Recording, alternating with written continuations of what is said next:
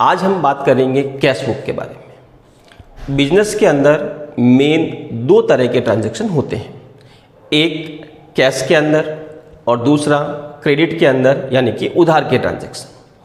तो कैश के जो ट्रांजैक्शन होते हैं उन ट्रांजैक्शन को रिकॉर्ड करने के लिए बिजनेस के अंदर एक अलग से बुक मेंटेन की जाती है जिसे बोला जाता है कैश बुक।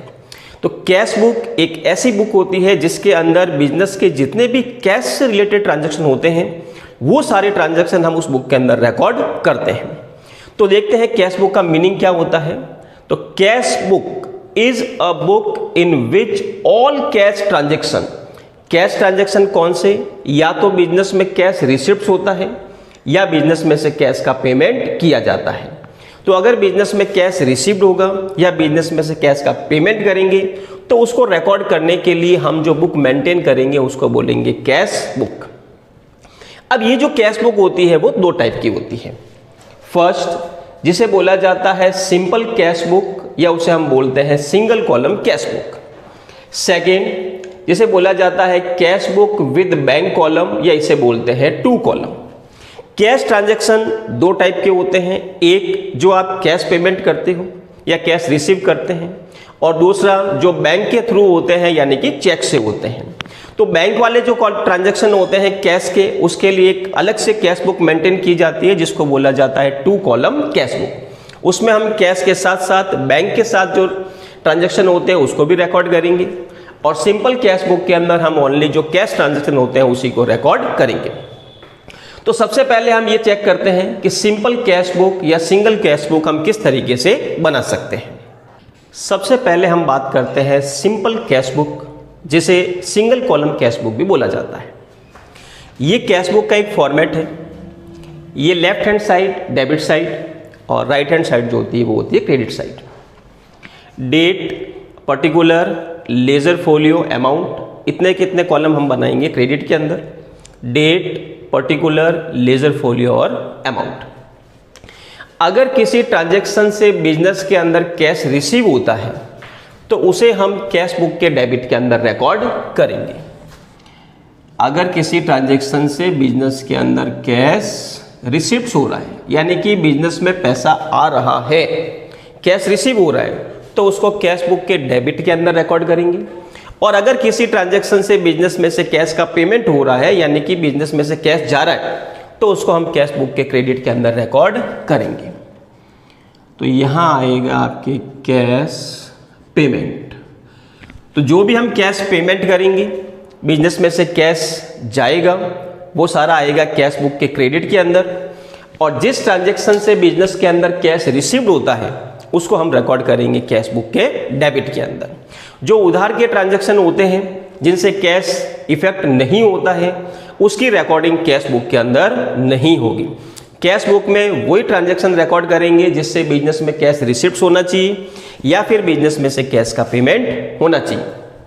अब हम एक एग्जांपल लेंगे और उस एग्जांपल से चेक करेंगे कि बिजनेस के अंदर कैश रिसिप्ट किस तरीके से होता है और बिजनेस में से कैश का पेमेंट हम किस तरीके से करते हैं और सिंपल कॉलम कैश बुक कैसे हम उसको बना सकते हैं।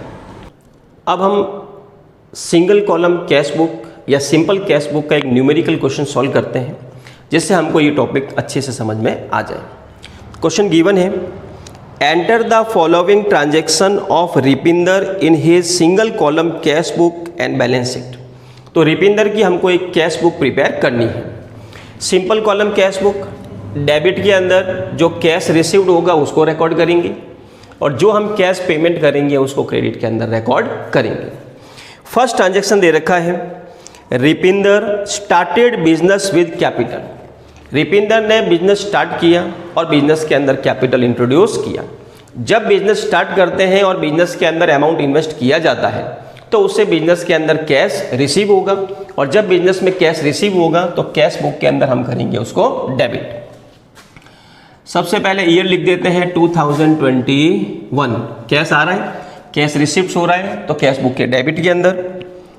तो जनवरी 1 बिजनेस के अंदर कैश रिसीव हो रहा है और ये हो रहा है आपके एज अ कैपिटल। तो यहाँ लिखेंगे डेबिट में टू कैपिटल अकाउंट और बिजनेस के अंदर कैश रिसीव हुआ 2 लाख रुपीज़।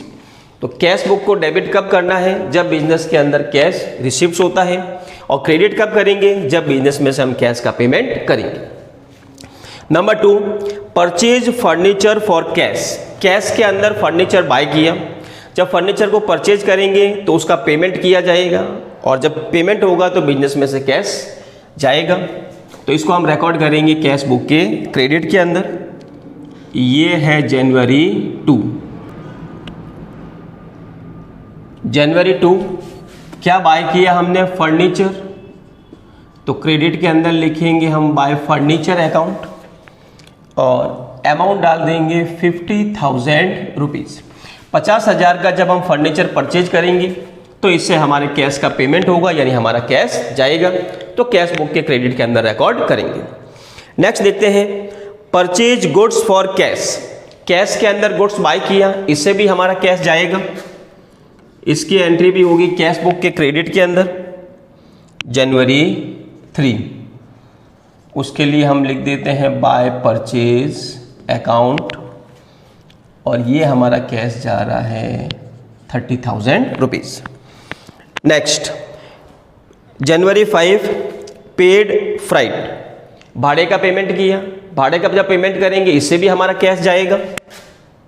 तो इसको भी हम कैश बुक के क्रेडिट में रिकॉर्ड करेंगे जनवरी 5 बाय फ्रेट अकाउंट, और ये पेमेंट हो रहा है हमारा 500 रुपीज़। तो ये 500 रुपये क्रेडिट के अंदर। तो बाय फ्रेट अकाउंट कितना पेमेंट किया हमने? 500 रुपये का। नेक्स्ट देखते हैं sold goods for cash. Cash के अंदर सेल किया तो इससे हमको कैश रिसीव होगा, तो इसको रिकॉर्ड करेंगे कैश बुक के डेबिट के अंदर। पैसा आ रहा है बिजनेस में जनवरी 7 टू सेल्स अकाउंट। कितने का हमने सेल किया है? 28,000 रुपये। ये 28,000 रुपये। नेक्स्ट पेड टू रमेश जनवरी 10। 10 तारीख को रमेश को पेमेंट किया हमने 20,000 का। तो जब रमेश को पेमेंट करेंगे तो हमारा कैश जाएगा, तो कैश बुक के क्रेडिट के अंदर रिकॉर्ड करेंगे जनवरी 10। किसको पेमेंट किया? रमेश को, बाय रमेश, और ये पेमेंट हो रहा है हमारा 20,000 रुपये का। Next sold goods for cash January 15। 15 तारीख को हमने कैश में सेल किया, तो कैश में सेल करेंगे तो कैश रिसीव होगा, और जब कैश रिसीव होगा तो कैश बुक के डेबिट के अंदर लिखेंगे जनवरी 15 टू सेल्स अकाउंट, और ये हमने सेल किया है कितना? 10,000 रुपये का। नेक्स्ट जनवरी 20 पेड वेजेस 10,000। 10,000 की हमने मजदूरी चुकाई।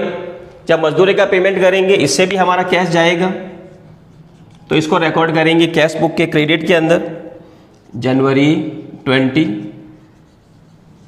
Bye wages account. कितने का पेमेंट हो रहा है? ये 10,000 रुपये का।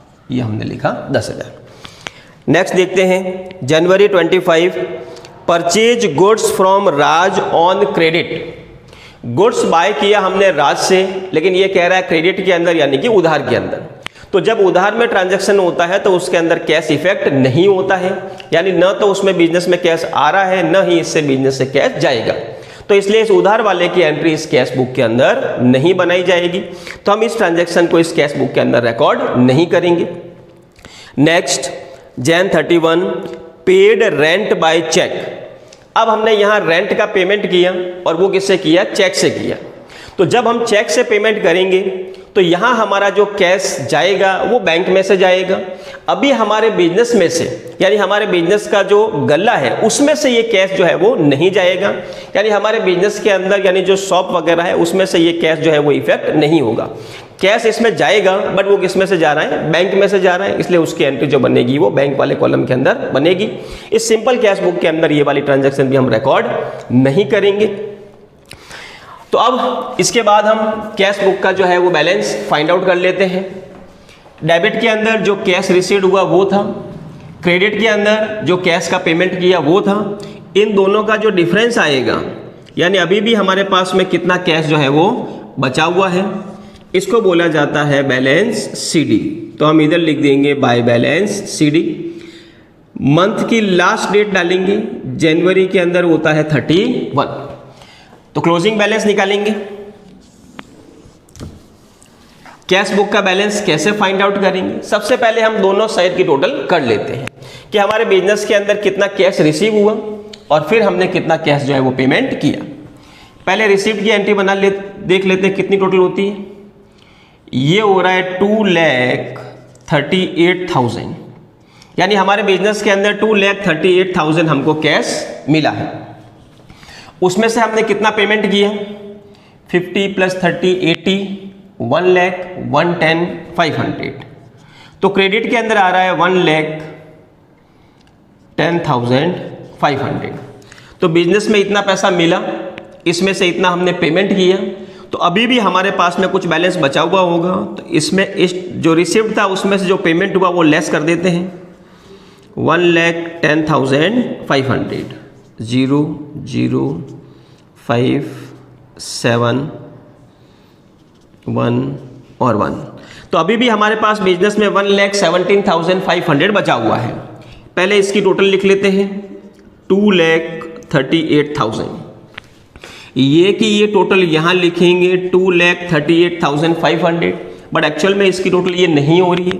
जो डिफरेंस आया था वो यहाँ लिखेंगे 1,17,500, यानी हमको बिजनेस में 238 ये पैसा मिला, इसमें से हमने सारा पेमेंट किया, उसके बाद भी अभी भी हमारे पास कितना कैश बचा हुआ? 1,17,500 का। इसको हम नेक्स्ट मंथ में कैरी फॉरवर्ड करेंगे। जनवरी के बाद आता है फरवरी, तो लिखेंगे फरवरी 1। बैलेंस सीडी था, नेक्स्ट मंथ में वो ओपनिंग बैलेंस बन जाएगा, इसलिए हम लिखेंगे बैलेंस बीडी। कितना बैलेंस बचा हुआ था? 1,17,500 रुपीज़। तो इसको बोलते हैं हम सिंपल कैश बुक या सिंगल कॉलम कैश बुक। किस तरीके से हम बना सकते हैं? बिजनेस में जो कैश रिसिप्ट्स होता है उसको डेबिट के अंदर रिकॉर्ड करेंगे और बिजनेस से जो हम कैश का पेमेंट करेंगे उसको क्रेडिट के अंदर रिकॉर्ड करेंगे। अगर किसी ट्रांजैक्शन से कैश इफेक्ट नहीं होता है तो उसको कैश बुक के अंदर रिकॉर्ड नहीं किया जाएगा।